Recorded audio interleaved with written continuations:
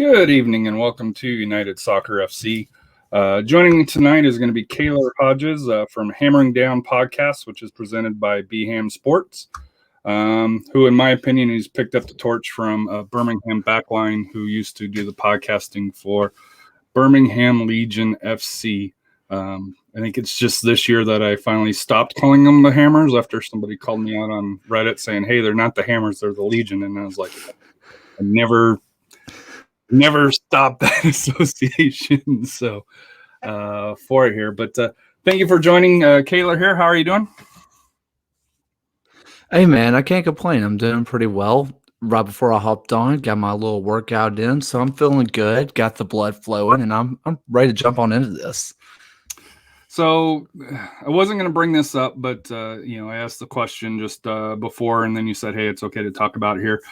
The history of Birmingham Legion coming in with the switch from the Hammers. A lot of times you hear these stories, and we'll just say they're not always the positive in how moving from NPSL or PDL to, well, it's not really PDL because that's more USL League 2, but going from NPSL to the professional ranks with USL, there hasn't been the most positive. So that transition to go from Birmingham Hammers to the Legion, how did that process go, and was it well received in Birmingham?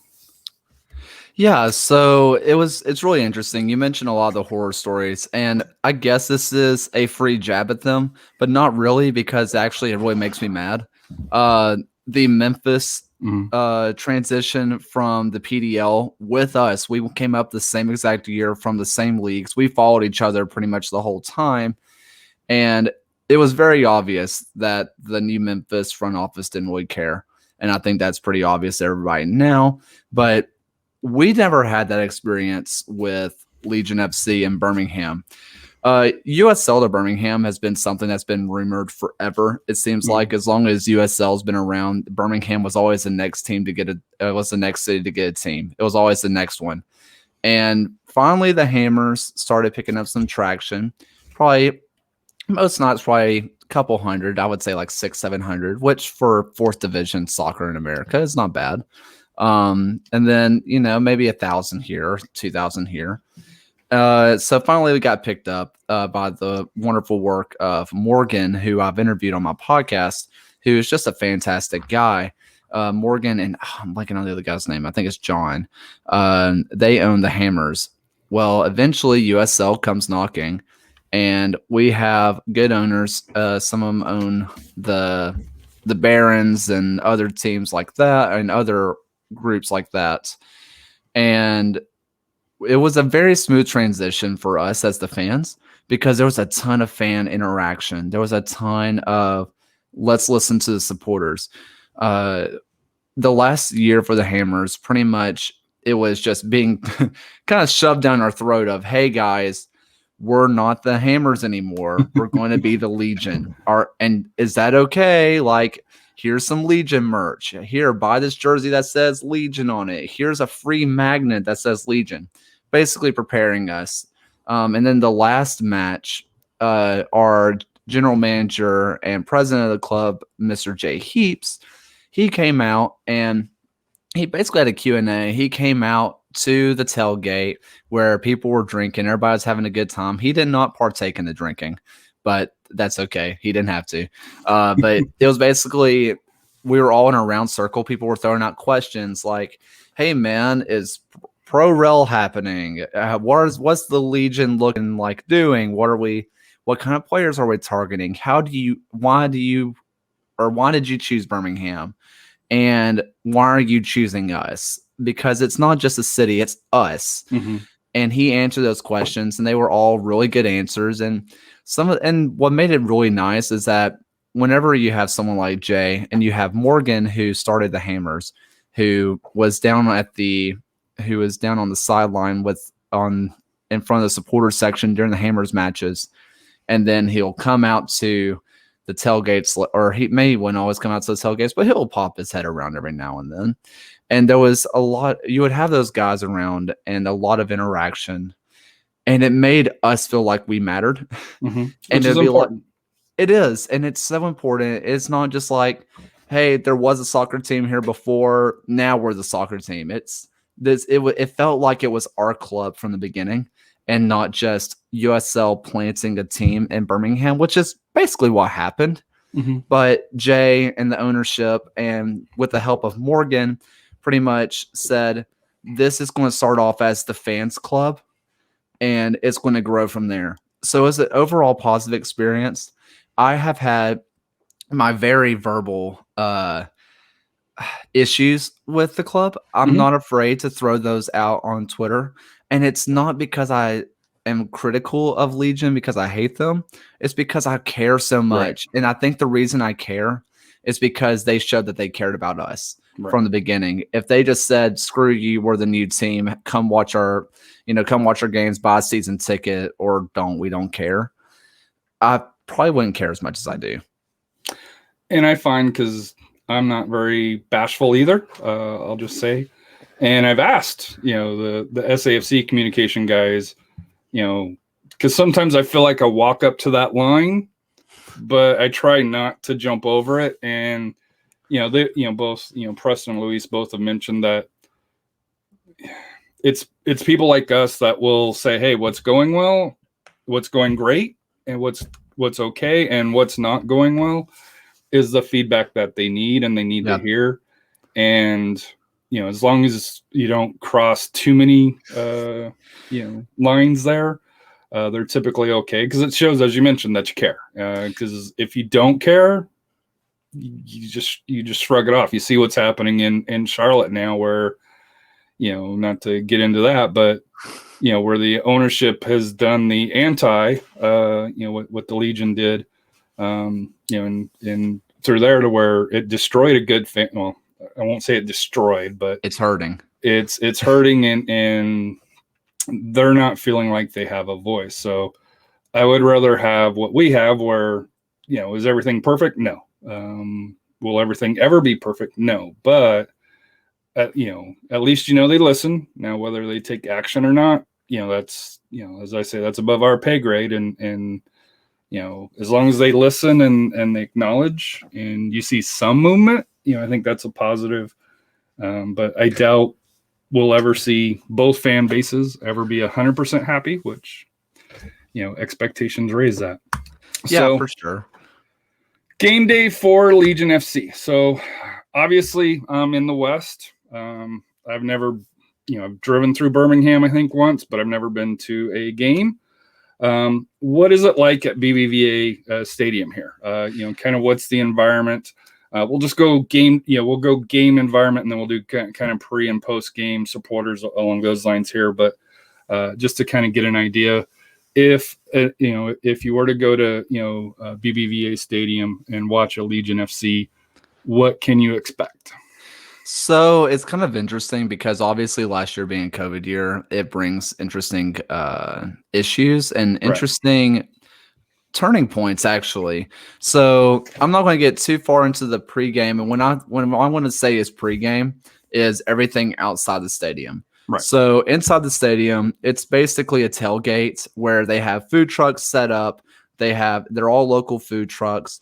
And let me tell you, this is so not off the record, but so off rail. But one of the food trucks it's basically sushi tacos.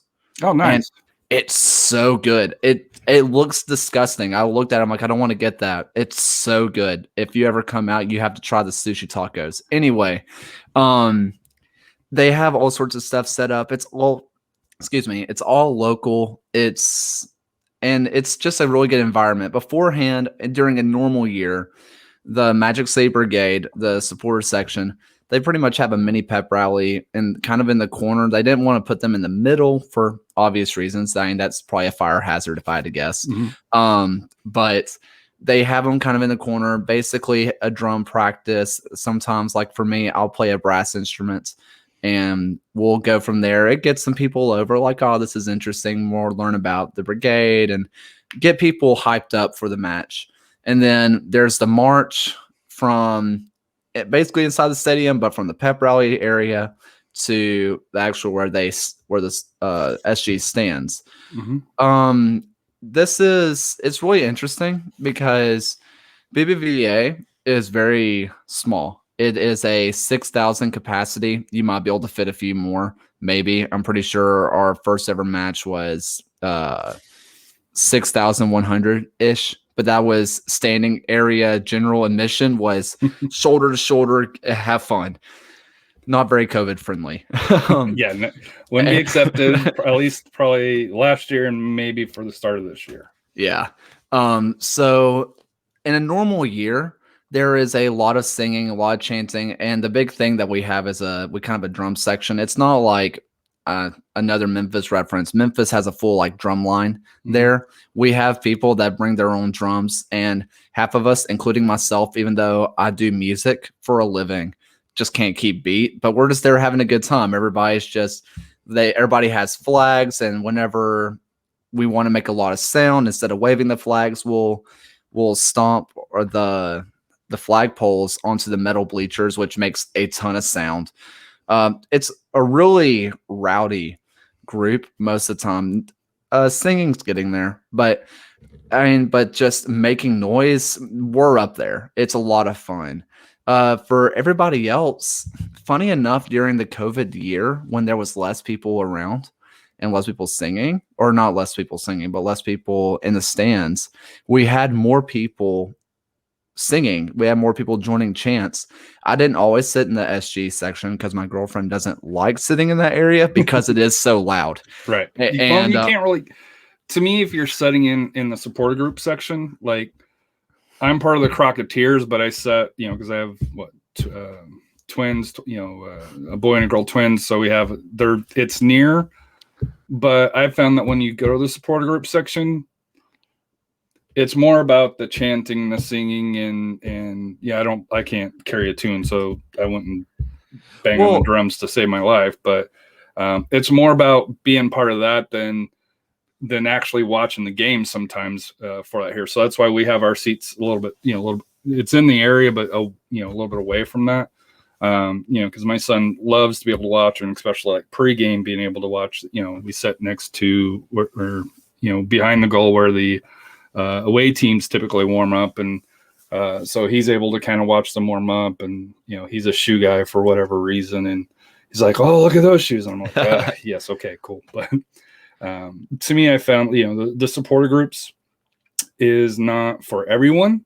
No, but I do think that everybody should go and experience it at least once or twice a year, just because I know the Crocketeers, Mission City. I'm assuming the supporters group. I think you said, what was the name? Magic City Brigade. Magic City Brigade. They put on a hell of a show, and it's awesome to be able to go support them. A couple of times a year. Whether it's for a half or along those lines, just to give them some love and let's be honest.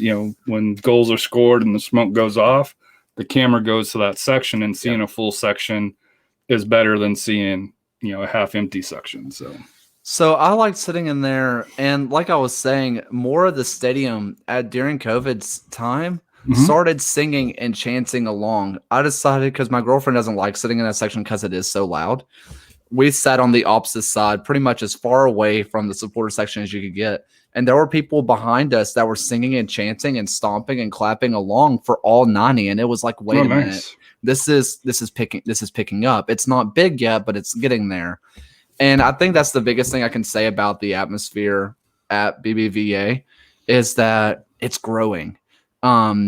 We sell out, maybe not sell out, but we have a full stadium because it is 6,000. We'll have 4,000, 5,000, 6,000 just about every single night. So it feels full. It feels like it's electric every single time. But it seems like every single match, it just gets louder and louder and louder. And people get more comfortable. People understand maybe the ins and outs. The chants and stuff. Correct. And it's a lot of fun. It's a lot of fun for being inside the game. My only complaint about BBVA is that admittedly the stands are a little bit farther away from the pitch than I would like. I wish we were a lot closer because since it is so small and intimate, if we were closer to the pitch, I feel like fans could have even a bigger impact, which could be a good or bad thing because against Baby Bulls 2 years ago, We made their keeper so mad he got a red card, and then he kicked the ball at us and started cussing us out, which was awesome. You did your job. We did our job. But yeah, I mean, it's a really fun, intimate environment. And if people are uncomfortable with the idea of soccer or trying to figure out what to do, it's a great place because most of the fans there are also learning how to be soccer fans. And it's really fun to see the evolution because for me, I grew up watching, I kind of know what it's about, but not everybody did. And it's really fun seeing the crowd year after year get more and more educated. One other question about the pregame, and the reason why I asked this, because your captain, Mikey Lopez, played a year here in San Antonio, and he is from South Texas, and we have tailgates. Yes. Pregame. So pregame, do you guys have tailgates? And at least when the Lopez family came in, it was legendary because number one, it was near where they lived, but they just brought an entirely different atmosphere, with it, coming from that here. So do you guys happen to have tailgates to where maybe you've been able to experience, the Mikey Lopez family pregame? We'll just leave it at that.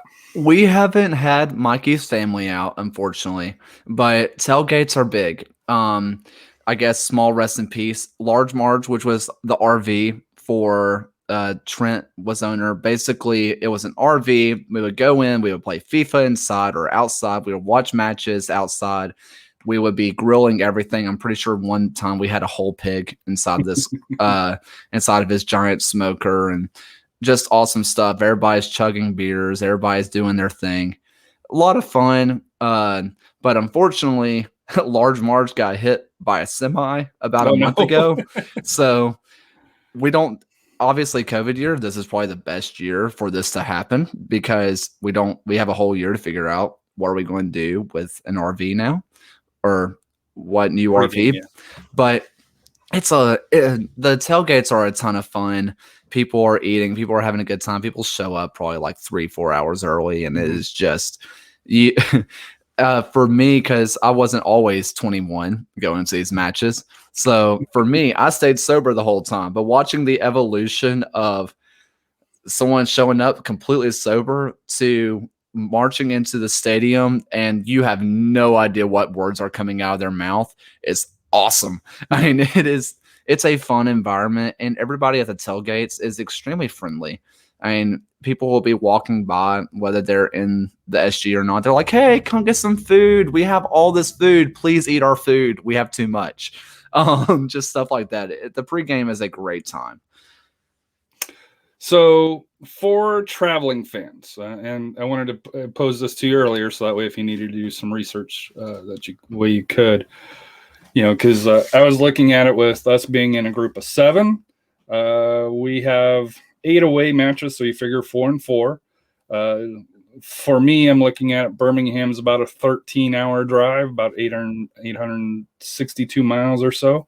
So to me, that's a doable drive, to be able to go to Birmingham. So if an away supporter was to come to Birmingham, what's the places that you got to hit if you're going to be spending a night or two in Birmingham, or even just same day, like I know in Oklahoma City, I always recommend, the Children's Museum that they have up there. But for Birmingham, for away fans, where should they go if they're there just for a short period of time? So I have 2 different answers for you. And one's going to be if you're here for 2 to 3 days, and one's if you're here for just that day. If you're here for 2 to 3 days, you need to go to the Civil Rights Museum. It is just, it will make you cry. I don't know what else to tell you. It is a much needed experience, and with so much history in Birmingham, it's all there, and you'll get the raw emotion of it, and it's beautiful. It's a beautiful place. The time we're in right now, that probably even hit home even more. Oh, it's a lot, and it's a must go. I go once a year because it's just that good. Then you have the Vulcan State Park, which the Vulcan is a giant iron statue, which I think Vulcan is the god of steel in Greek mythology. I'm not sure on that. He is some god of some metal and something. And he stands over Birmingham, and you can see him from BBVA Field. But it's a giant statue that it's there. It's really fun. You can go up to the top. I think the monument itself is, it's several hundred feet tall. It's very, very cool. Fun fact about it, part of the Vulcan was sent to St. Louis for the World Fair, and along the way, part of it got lost. This giant metal statue got lost, and no one knows where it is. They can't find it, and they still haven't found it. I don't know what could have happened to that thing. I don't know. If you don't want to do that, or if you did do that, because it will take a little bit, right near Vulcan is the Botanical Gardens and the zoo. The zoo is awesome. It's like every zoo, but it's a good trip. But the Botanical Gardens are free, and it's just massive, beautiful place. So if you just want to sit down and relax, you can barely hear cars going by. It's just isolated. It's gorgeous, and it's free. And I'm assuming I did one of those in Phoenix. I'm assuming the one in Birmingham will be cooler and probably a little bit more greener. A lot more green. Definitely a lot more green, but a lot more humid than Phoenix. Yes. Much more humid. And then other places there's all sorts of barbecue joints. You can pick your choice. Old Hammers sponsor was Saw's. Saw's has some of the best barbecue I've ever had. Really good. And there's some bars. The Good People Brewery is a good place to go. There's all sorts of bars downtown. So if you want to go there before the match, you can. If you're doing the day of, I definitely recommend going to Vulcan. I think that's a must. Maybe the Botanical Gardens. But honestly, you could probably, if it's in the middle of the summer, go watch a Barons game. It's right there. It's still one of the newest ballparks in all of America. It's one of the nicest. I think it was rated the 5th nicest in all of minor league baseball. It's gorgeous. It has a wonderful view of the city right beside Railroad Park, and it's right near BBVA. And if you're real lucky and you're here for multiple days and you're here for the Rickwood Classic, which is the oldest baseball park in America, and they play there, which is where the Black Barons played, and then they'll go to Regions Field, which is at one point was the newest ballpark in America. So it was really interesting, the newest and the oldest. But it's a fun experience. Those are the things I would recommend if you're here for a couple days or just for one day. It's not your big metro like your Dallases or your LAs or your New Yorks, but there's definitely some small hole in the wall places or small outside places that are really, really nice. So, biggest rivals of Legion FC, obviously Memphis. You mentioned that you brought them up, and probably for you, you're excited about how their off season's going so far. But to me, it's a yikes. It's a big yikes. When they came in, I was like, hey, because I was actually born in Memphis. My mom lives in Memphis, so I have some ties to Memphis. So to me, I won't lie to you, it's a little disappointing to see the track that they're on right now, and we'll see if they can turn it around or if it's going to be I have a feeling it's going to be a lean year, but is this final stages of Memphis? I think you're kind of getting to that question where how committed is that organization. But the biggest rivals of Legion FC, obviously Memphis, but is there others? You say obviously Memphis, but I don't know anymore. Back when it was like NPSL and PDL days, that was when it was a real rivalry. I remember those Memphis days, and I just woke up mad. I was just like, I hate those guys. I hate everything they stand for. Now, their fans don't really care much about the rivalry because for a while, all they cared about was Nashville because I was in state. Right. And since they moved on, they just didn't really care that much. We tried to make the rivalry, which with the Birmingham City boys, that became ugly, and it was awesome.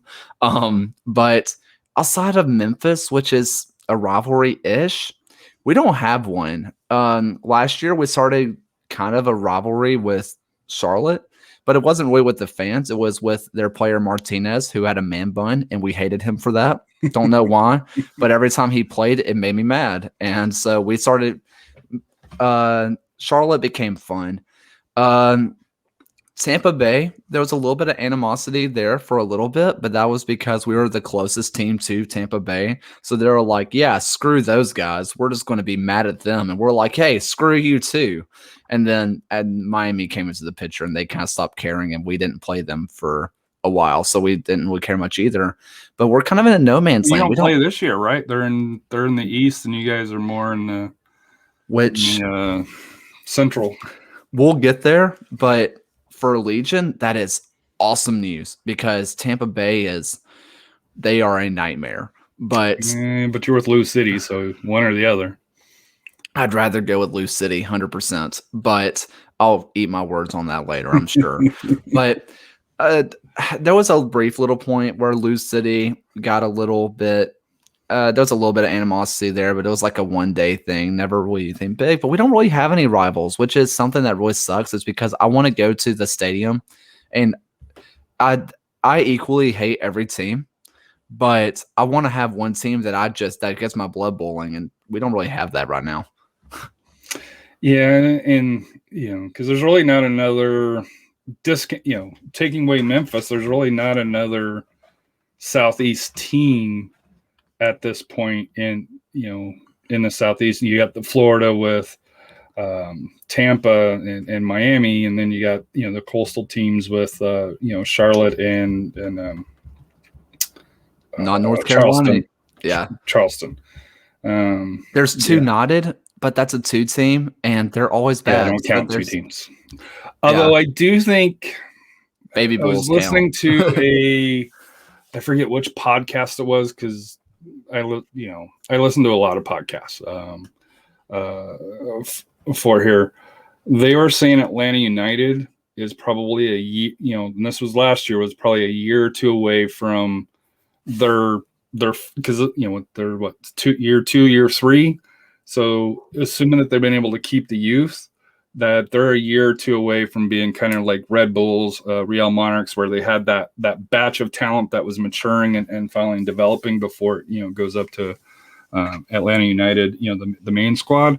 So it'll be interesting if this year that they get the help from Atlanta United, because last year really the 2 teams couldn't get really any assistance from them due to COVID. Yeah. But for this year to see with the talent that they have, if they're able to sprinkle in some of those MLS-ish players, that are on the bottom of the roster, to be able to get them some minutes for here. And I don't think that they'll be competitive every week by any means, but if you can get a solid 2 team that's got that experience, they could be sneaky. Fun fact about Atlanta United too is that was originally supposed to be us. Atlanta was like, yo, you're in Birmingham. We want to make you our 2 team. And our front office was like, no, screw that. We're doing this on our own. This is going to be our baby. We don't want to be under your umbrella, which I'm so happy we did. But Atlanta United, how we discussed earlier, about, hey, it went well. That would have went horribly. It would not have went well at that point. Yeah, I mean, I'm really glad that it happened the way it did. Atlanta United, I could see them being a sneaky like Los Dos, where one day they'll beat a top team, probably like 2-0, maybe 2-1, and then the next match they'll play a team that's towards the bottom of the table and lose 6-0. Like, I don't know what just happened. I don't know how you forgot how to play soccer, but chances are is they had a team do well. They called them up, and then they just get left with the scraps. So, but I hope they turn around because Atlanta United has a fun fan base, which we'll be playing them soon, the actual first team. So looking forward to that. Yeah, how is that? I think every preseason, you guys typically will play a game, at least one game against Atlanta United, and from my understanding, it's usually the game where fans are able to attend. For that here. So how is playing them? And I know it's a preseason friendly, but how is that environment when MLS comes to town? So this is the second year we've done this. Our first season, I don't remember us playing. We definitely didn't play Atlanta United, but I don't remember playing a big team for our first season. But last year, it was electric because they brought their fans because it was a close match. And there's a lot of Atlanta United fans in Birmingham. The SG, the supporter section, was really fun because we straight up said, you're not going to wear Atlanta United gear in the supporter section. Like, we don't care if you are a season ticket holder. If you show up wearing Atlanta United gear, sit in the general admission. We don't care. Go somewhere else.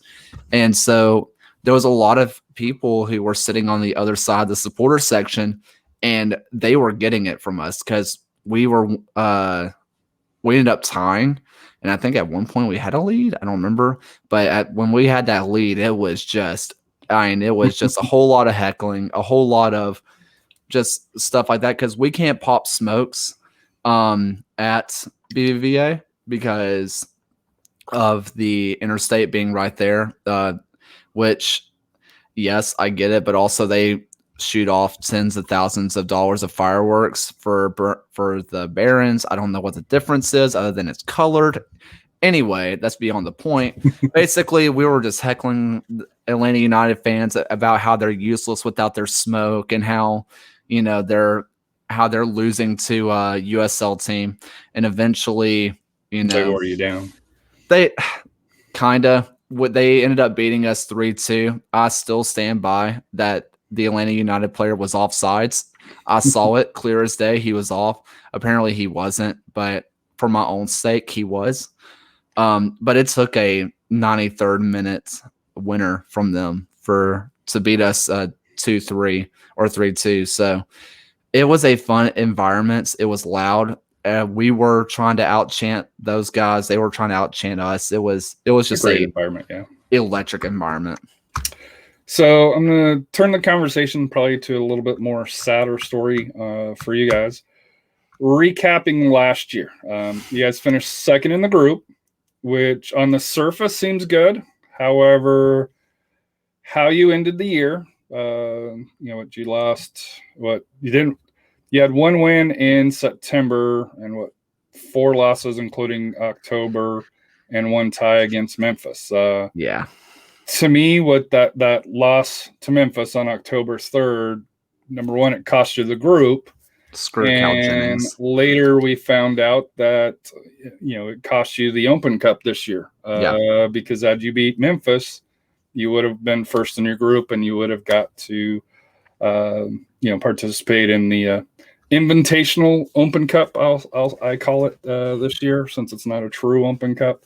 So thoughts on last year and kind of what happened towards the end of the year, because you started out hot, going from July to August, you only had 1 loss, 3 ties, and then it seems like the wheels fell off the bus. Yeah, the end of the year, of course, Memphis gets their first win against us in 5 years, including the NPSL and in whatever NSLs, whichever one they are, and PDL. Of course, they get their first one then. Congrats, that was your a nice little prize for you to finish last in the table. I'm proud of you. Anyway, we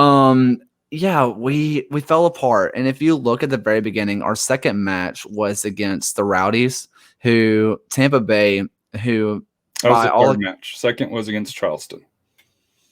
Was it? Wow. Yeah, okay. It was our second. It was July 15th. You beat Memphis 901-3-0. Yep. You went on the road to Charleston and won 2-1, and then your second home match was why you probably associated as the second. Yes. Was a 1-1 draw against the Rowdies. Yeah, so with the Rowdies, which their back line is probably the best USL's ever seen, and I really mean that. I have not seen a back line like theirs ever in the USL. They're so good. Forrest Lasso is just a freak. But we went toe-to-toe with them. And if you go back and watch that match, we were the much better team. And from there, we started really rolling. But eventually, when you start playing the same teams 3-4 times, people start figuring out who you are. And our back line was destroyed. Bolu Akinyode, bless his soul, he is a wonderful player. He is just so talented and great. He's a defensive midfielder that had to play center back for most of the season because Mathieu Laurent tore his ACL again, which was so sad to see because he was a Hammers guy. He came from the Hammers with us, and it was sad to see, but we had to defensive midfielder playing center back, which was not ideal. But a lot of teams realized that we were counterattacking them like crazy. I mean, legitimately, I believe that we are the fastest team, at least in the East. If you watch our passing, legitimately, this is not me being a homer. I try whenever I watch the game. That's I okay try if to, you're a homer. We all are. yeah, I tried my hardest to remove my emotions from it. Mhm. But I legitimately believe that Legion have the best one-touch passes in all tiers of soccer in the U.S. And I think it comes from Coach Sloan starting off as a indoor player. He was a professional indoor player before he ever played in MLS, which you can see that with the way the team plays. But teams realized that and just started giving us the ball, and we started holding more and more possession, but we couldn't play as fast as we wanted to. We actually had to slow down and build up attacks, which didn't work. We weren't very good at it. And that was the issue, is we really only knew one style of play, and that was fast counterattacks, which we would do because eventually the other team would try to go for an attack and we'd catch them out. But most teams were content on 0-0 draws or 1-0 wins as opposed to trying to score a lot, which sucked. And our back line being depleted, having two midfielders in the back line, it definitely wore on us. Yeah, you can see like the last, you had 3 to Charlotte, Miami FC, but they were dumpster fire last year. They didn't score any. North Carolina scored 2 at 2, and then of course Memphis scored 3, and then of course in the playoffs, the Rowdies, but Rowdies, put 4 on you guys, but just was a rough way. And like I said, doing kind of research for here, I didn't realize that loss to Memphis kept you guys out of the Open Cup, which to me, I was like, ooh, that has to sting a little bit knowing that. Yeah, a little bit, but it's in the end, it's okay, because looking at this year, it's probably going to be a congested schedule again. And honestly, maybe not as congested, but still pretty bad. And a US Open Cup, if we were to make a run in that, we'd be exhausted, and we just don't have that kind of depth. The only reason why I counter that is because it is the Invitational Open Cup. It's 5 matches as opposed to the others. But yeah, you've got to have that deep squad. And it's something that we've kind of discussed, because it's May and June is when it's going to be wrapped in. Do you kind of sacrifice a little bit of the USL season, depending on how many teams make the playoffs, in USL, which I don't think they've released as of yet. If it's 3 or 4 per group, do you sacrifice a little bit early to be able to try to make that run? Because I think all of us as USL fans would love to see a USL team be able to get into the CONCACAF Champions League just once, just to open up that door for that here. But so moving on, changes this season. There's one name which I know you've addressed it on one of your episodes. Junior Flemings, me being in the West and having a lot of conversations with rising fans and loyal fans. It was a hot topic, especially in the West. I know the East is a semi-different league, you could kind of say. But for USL and just US soccer, it was a story with his on-field issues in San Diego, the last game of the regular season. And I know you mentioned you addressed it, in episode 8, that the actions we don't condone. But with San Diego Loyal rising, the player affected, Fleming's, in my opinion, coming out with a half-hearted attempt at an apology, if you'll call it. I wouldn't really say he did apologize. And my bigger issue was how he threw his teammates under the bus and rising by not owning up to it, and them stepping up to the plate for him, saying, hey, no, he's a good guy. Because prior to that, he had a pretty clean record, at least publicly from what we know. But changes the season. Obviously, anytime you talk with Birmingham, it is going to be a question that gets answered. Fleming's, number one, I know he's on a short leash. Number two, what does he bring to the team? Assuming that he is on the field and that he's improved. From the incident from last year off the field. So I want to address the incident itself, and like you said, I did talk about it in episode 8, but I feel like a little bit more time to sit on it. My ideas are kind of the same, but I have a better opinion of how to say it. He needs a short leash. There is no doubt about that. If there's something that comes out of the locker room, if he says something at practice or, if he says it anywhere, he needs to be gone. There's just no way around that. I am all for second chances, and I think Birmingham is the perfect place for him because, as we talked about, the civil rights movement was a massive thing in Birmingham. It sparked change in all of America, and I think if there's any place that could spark this kind of change and change a person and change someone's heart, I think it could be Birmingham, especially since the front office, they talked with the supporters section. They talked to the front office of the supporters group first. They said, this is something we're thinking about. How do you feel about this? They went to the LGBT groups within Birmingham and talked to them, said, would you be comfortable with this? They went to Phoenix. They went to San Diego. They went to the player himself. They went to Landon Donovan. And I think the front office went about it in the correct way. And something else that's happening is that we're working hand in hand with the LGBT groups within Birmingham. And so he's going to get a lot of face-to-face experience with the people he admittedly hurt. Mm-hmm. And I think this is going to show his true character because if that doesn't change him, nothing will. And his second chance it needs to be done. Like that needs to be cut off. But I think we have a lot of leaders within the locker room, especially a guy you mentioned yourself, which is Mikey Lopez. He will not put up with it, especially seeing the things that he does off the field. Mm-hmm. If there's anybody that's going to keep him in line or put Junior in his place, it's going to be Mikey. And not just that, his striking partner up top, which is Nico Brett, is also a Jamaican national. And I feel like that kind of friendship, that kind of connection there, that's a person that could get home to him. That's someone who could talk to him and probably could talk to him in a way that other people couldn't. Right. I think Birmingham is the perfect place for him. But if he screws up once or even has a small slip up, he needs to be out. That said, on the field, dude's a freak. Dude is so good. It's unfortunate. So it's so and it just fits into that same system we talked about earlier about how we're so fast. We play the counterattack. Junior, for what happened and how his lack of apology, and that can be nitpicked and criticized for days. Mm-hmm. It's hard to criticize his on-the-field performance. Right. He was the MVP last year. I know. Yes. I think it was Asante that won it.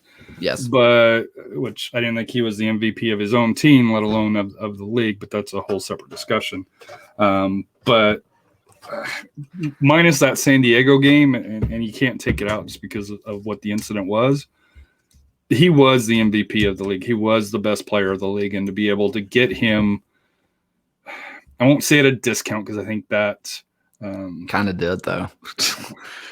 Well, it's one of those where you're getting him at reduced value at a discount. You are getting him at a discount at a low. If you're talking about like stocks, you're buying low. Whereas where he has the potential to really zoom back up. Right. I don't know how to word it any different than that. So. No, and he fits in with our style really well. He has his striking partner with Nico, which if they want to start Nico with him, cool. If they want to make it a one striker up top and Nico plays one day or comes and then Junior comes in as a sub or vice versa, that works as well. But you have a guy who I think should have been in contention for at least the Eastern Conference MVP, which was Bruno Lapa, who dude just does everything, and he just looks so good while doing it. He is easily the best player on our team last year, and he just drops dimes And a guy like that who can play a beautiful long ball, put it right at his feet, or the guy who sees the run happening, like Bruno, that's just going to be lethal up top, which kind of goes into the whole thing, which we're going to get there to other signings, I'm sure. But our offense can win a team a championship. Our offense will beat just about anybody, which is why I said I didn't want to play Tampa Bay, because that's the one defense I think could legitimately just crush us, that could stop us. And that's kind of why I wanted to play them, is to see how well we stack up against them. But I'm also glad we don't have to deal with that. I think you'll still play them though. I still think they may not be in your division, but I think you guys play what? We play 8. I think you guys play. How many do you guys play? 4. Yeah, I think you guys play 4. 4 because 8 is 14. Or you're playing 4 is 28. So yeah, you have 4 games outside of that. You're probably going to play outside of your division. You would think that the Rowdies, since they are a regional rivalry, would be played. Now the question is, do you play home and away, or is it just one of those one-offs for that here? And that's where we'll have to see. But I still hope you see the Rowdies and Birmingham play. I know the young unused substitutes. I also listen to them. I remember them talking, as you mentioned, the banter to Birmingham a little bit here. So hopefully USL is listening in Tampa. But, if you can, whisper, since you're right there, please make sure the Legion and Rowdies play. Whether it's home and home or one and away. Make sure it happens. So obviously Flemings is the big signing here, but what other signings are should people know about Birmingham this year that they signed, that's going to make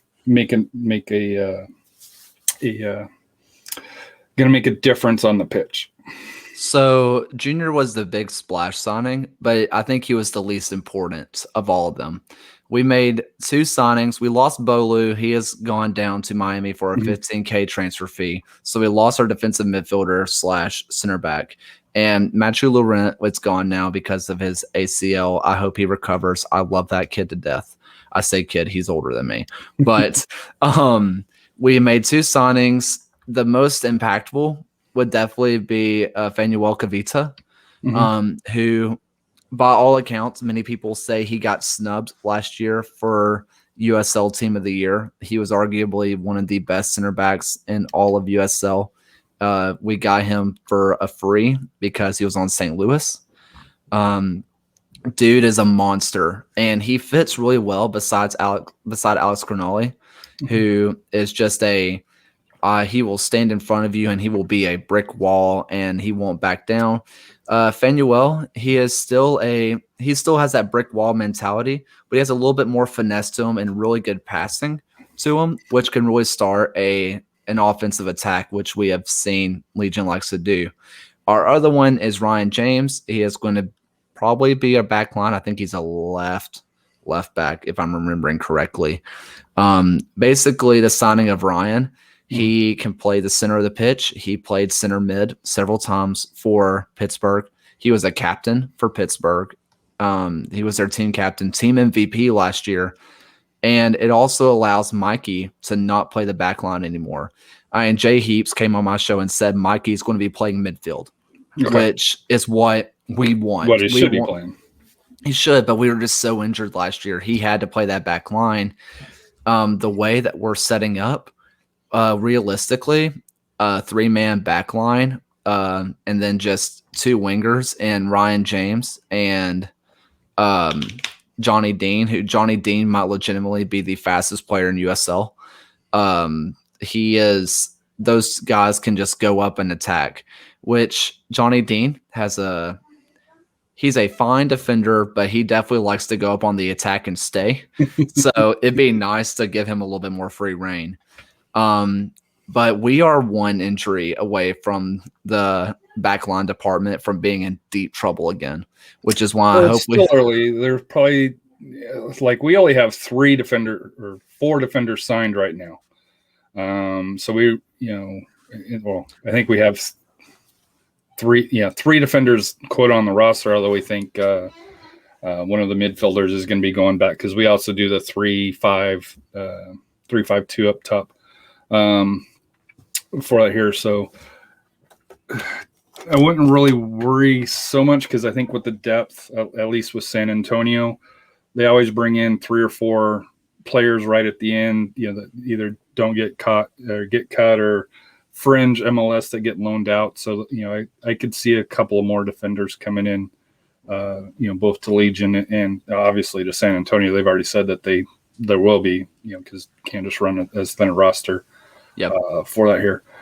Academy wise, I didn't bring this up with you, but I know San Antonio, it's an important part of the team, and I say team because I know San Antonio said that they want to have at least 40% of the roster to be from the area. Whether it's you went to college or you've gone through the academy or you're San Antonio born.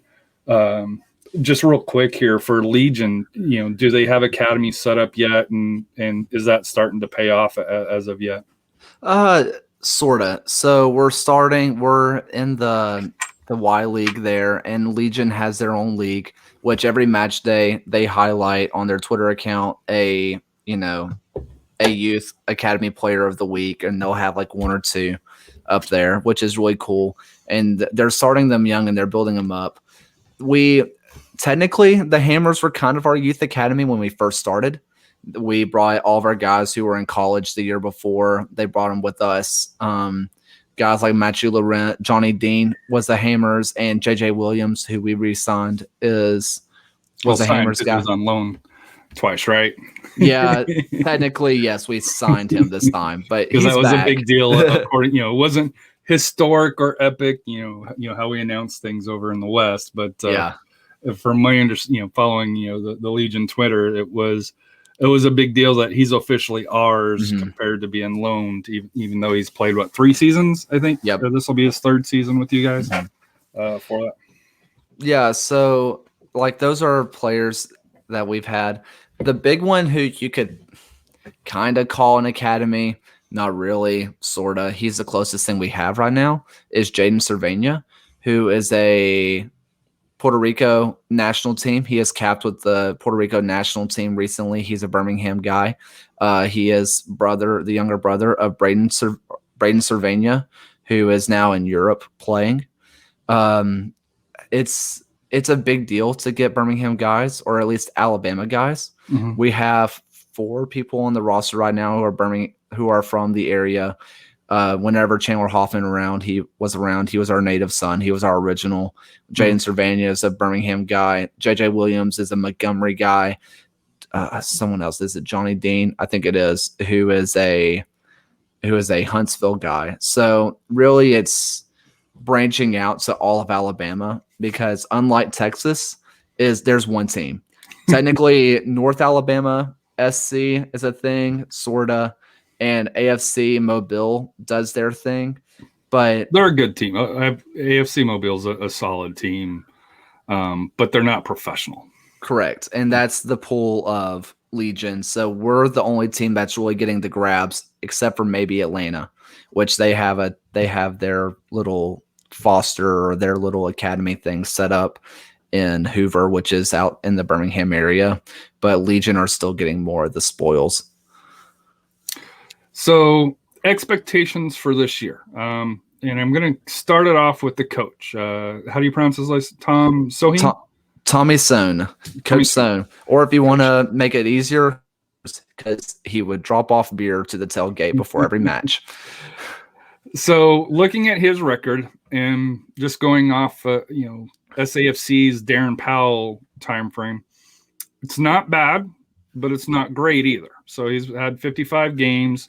21 wins, 23 losses, and 11 ties. This will be year 3 for him. Expectations, for this year, does his seat start to get a little bit warm if if they don't meet expectations like playoffs, or you think he's still safe, just because this is year 3 of Birmingham? I think it depends on how the club wants to take it, because I hate saying this because technically I'm a part of that generation, but the instant gratification, that whole generation, a lot of the younger fans are very, very short with Tommy. Coach Soam, a lot of people are saying he needs to win at least one playoff game, maybe 2, for him to have a successful year, because we have the roster to do it.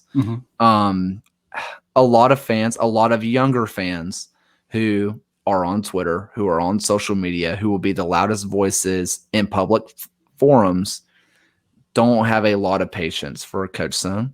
But a lot of our older guys, I say older, I would probably say like 30 plus. My That's age. 30 plus, not really old, but when it comes to soccer in America, the older guys, Right.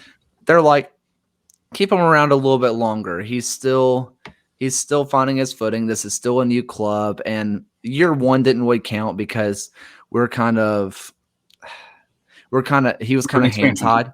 We're an expansion team. We're hand tied because our ownership decided they wanted to help a little bit more in the roster process. I love Chandler Hoffman to death, but it's very obvious that neither Coach Soam nor Jay Heaps wanted him. And that strained them a lot because he was an expensive signing. And I think we're just now recovering from that one signing. The thing is that the culture that Coach Soam and Jay have built here is amazing. I mean, I think we have 6 different players who have captained a professional team, a fully professional team, just in our lineup.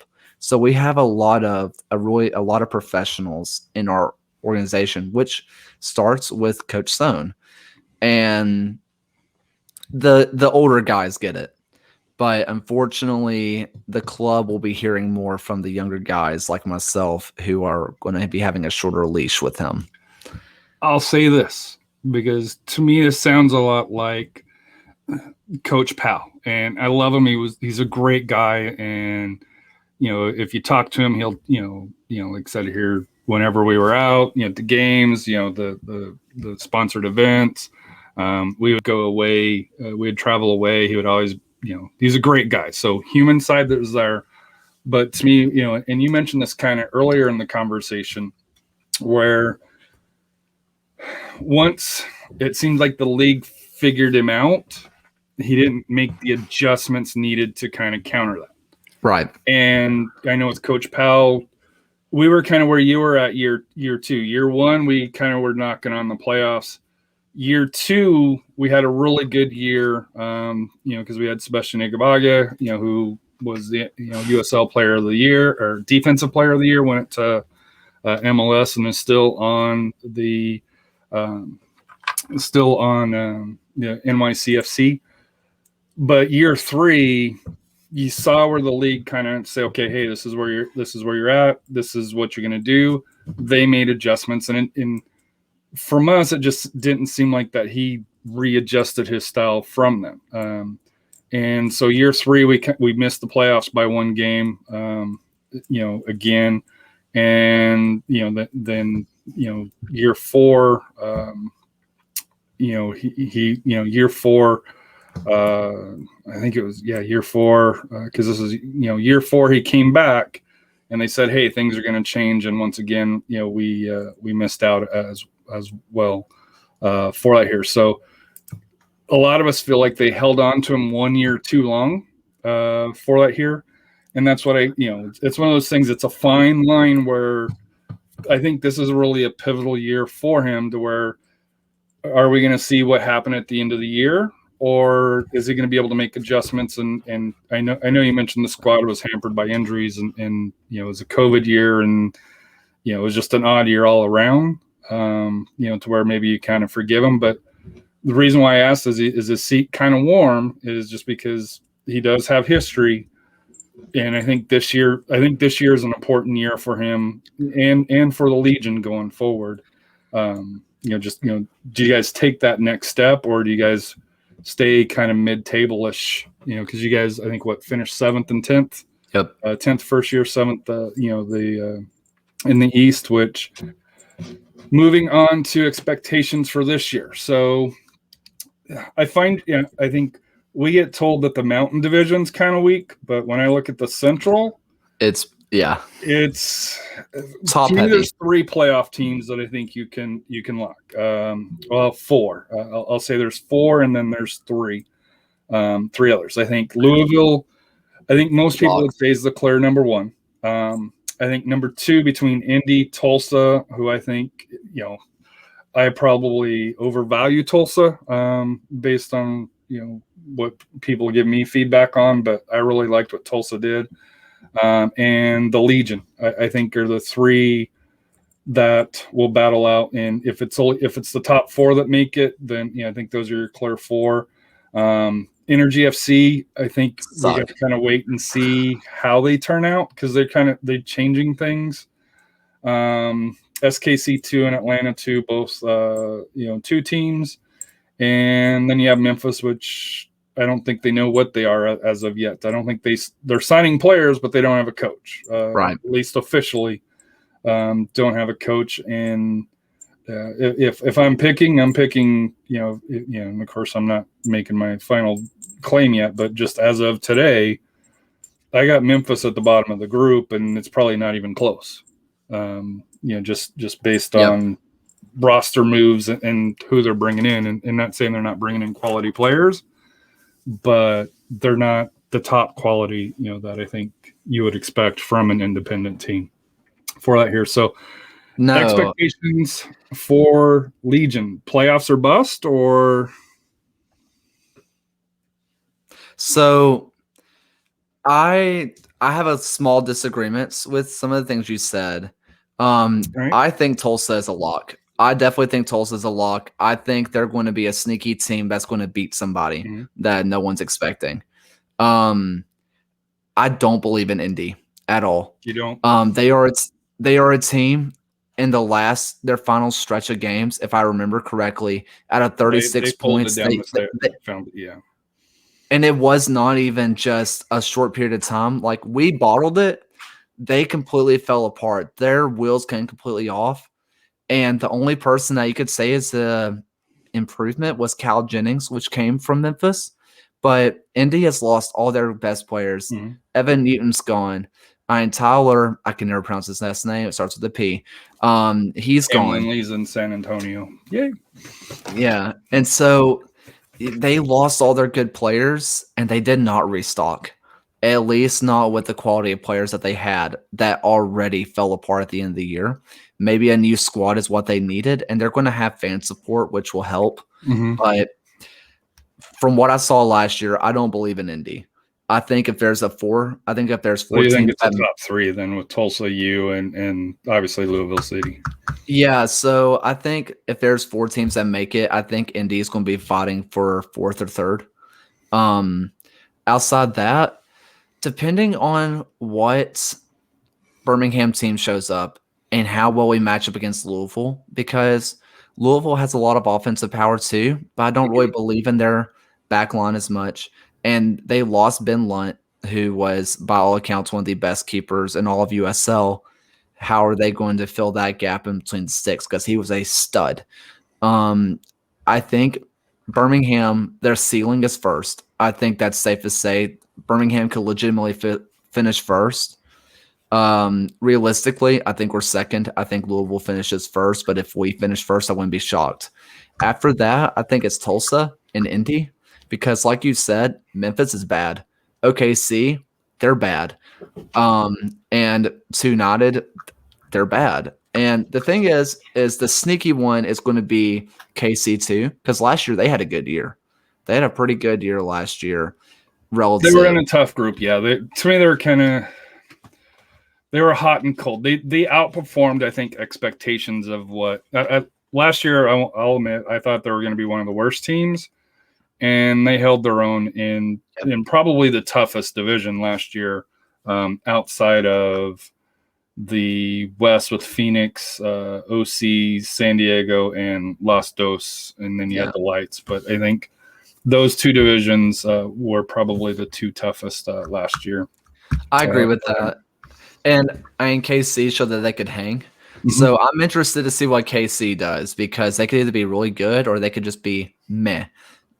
If they finish fourth, I wouldn't be shocked. And I will say, going back to the Swope Park years, Kansas, Sporting KC is not afraid to move players down for big games. I'll just leave it at that. And they'll be last minute. Oh, hey, why is he down here? So that's the wild card with SKC too. But I agree with you. I think Birmingham, and everybody says Louisville City, but they bring back a majority of their roster, and the majority of their rosters getting a little bit long in the tooth. They're quality, but and I know they've kind of restocked the cupboard a little bit here, but I keep waiting for Louisville City to kind of take that step back, and to be fair to them, they haven't. And of course, they got the new stadium, which hopefully this year they'll be able to do more than they did last year. And like I said here, if San Antonio plays there, I'll definitely be making the trip up, to see that stadium, depending on schedule wise for that here. But any final thoughts that you have here, Kaylor? Like I said here, I thought it was a fun conversation. I learned a lot about Birmingham for it here, and like I said here, to me, you're my sleeper pick to come out of the East. I won't say. To me, you've got that Pittsburgh feel, where you're never going to be, the A-list with Tampa and Louisville, but you're always going to be in the mix, for that here. And I think that's the history that you guys are building. And like I said here, but I do think this is an important year for you guys to take that next step forward. Yeah, I'm really looking forward to this season for a lot of reasons. I think more so than what happens on the pitch, I'm really excited to see what happens off of it. This year, the club has a fantastic opportunity to make a real staple, a real stamp on the community. And whether it's like Jay said, he wants to start, Jay being our president, he said he wants to start having, soccer camps and after school soccer for students for free, stuff like that, getting kids interested, get parents interested. I'm ready to see, and then working with LGBT communities and working with, the Civil Rights Museum. I'm ready to see the cultural impact that Legion has, because this year I think is a fantastic opportunity. On the pitch, I'm ready to see what step we make, because year one, we were a scrappy defensive team that would hold, that would park the bus and then just, we would score like a 35-yard banger and then that'd be about it. So last year becoming a real offensive threat. So I'm excited to see what team shows up this year, and maybe it's going to be somewhere down the middle. And just overall, I'm so excited for the season to freaking start. I want to schedule. I want to be able to know, hey, where can I go? Yeah. So, but I really do appreciate you, Kaylor, coming on. And like I said here, I know I've just recently picked up on your podcast that came across my line. And like I said here, as anybody who follows me knows that I try to promote as much USL podcasts and other podcasts, to be fair, as well. Outside of MLS, I don't really do a lot of promoting of MLS, but with this show, I am going to be a little bit more open to MLS. I keep saying that here, and I will have some. I think I've got Cincinnati, just kind of coming on, and it's more. Let me tell you, that was my team before Legion came around. I was a Cincinnati guy, dude. I went to their first ever inaugural match. Nice. I love Cincinnati, not as much as Legion now, but yeah, I'm a big Cincy guy. But yeah, I'm trying to set up to have them on, because I think now that we're year 3, I think, from them gone from the league there, where they're opening up a new stadium. I'm going to have one of the guys on from Cincy Soccer Talk to kind of go how that transition, how they went from the Kings of USL, because they were Phoenix before Phoenix, for that here. All playoffs wise is still, that's something that I'll bring up, and for them, that they've never won a game. Yes, they advanced, but they never won a game. They never won. After crushing it, I think is the term that they used. Crush the league, yeah. So, and then MLS has gone the exact opposite. Like USL, it was all, hey, roses. MLS has been, wooden spoons, we'll just say here. So I'm excited about that coming up here. Also going to be talking with the guys from Austin FC. The podcast, Moontower reached out to them to kind of touch base, and then I'll probably do Dallas and Houston as well. But trying to, broaden the horizons with, more cross-league conversations, because I think while we're all protective of our leagues, I think we find that outside of the mechanisms placed by U.S. soccer, I think that most of us, are very similar and have the same goals of, hey, rooting the team, the game day environments and stuff like that, which, I'm hoping to be able to kind of bring out. Yeah. Expand my horizons. That's why I reached out to you to do a little bit more on the East, because I'll watch the East, but it's, oh, hey, that's nice. It's like watching a different league. Yeah.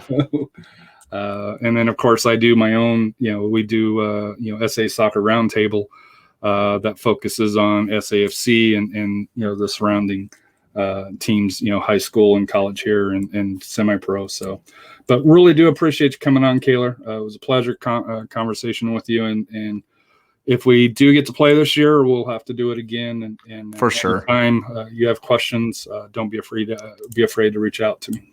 For sure, man. I had a great time, and yeah, this was a fun conversation. So appreciate it. I think the pork chops are done, so I'm waiting for the wife to say, hey, Harry, where are you? So I'm going to go ahead and end it here. Thank you for everybody tuning in. Like I said, here, we'll get this posted up.